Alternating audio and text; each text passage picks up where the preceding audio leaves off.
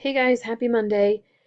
Wanted to go ahead and get you started on this activity that will sort of wrap up our unit on force and motion, specifically changes in motion, force, and direction. Um,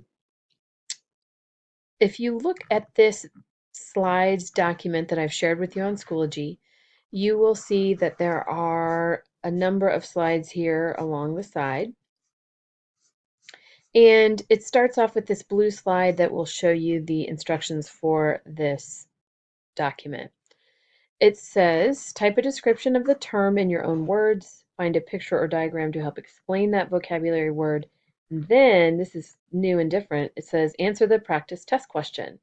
And if you don't know the answer, you can get help from Google or your digital notes, or even your STEMscopedia that you have a hard copy of, and you also have the digital access as well.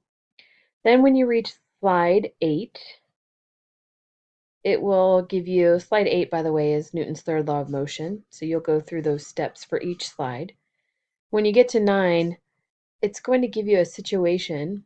Then you need to tell me what law it is and then sort of explain it in your own words. How did you know that was law 1 or 2 or 3? And then you can go to slide 11. There is a quiz for Newton's laws. I want you to take it as many times as you want, and you can snip it. Slide 12, there's a quick video, so you'll need your earbuds. Watch that, write a quick summary, at least 3 sentences, please. And then the last few slides are pretty self-explanatory. And when you get to slide 18, there are games for speed, velocity, and acceleration. So play through those and then end with something fun and funny, make me smile.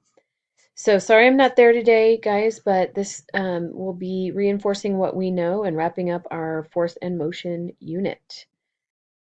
Thanks, and I'll see you guys on Tuesday. Have a great Monday.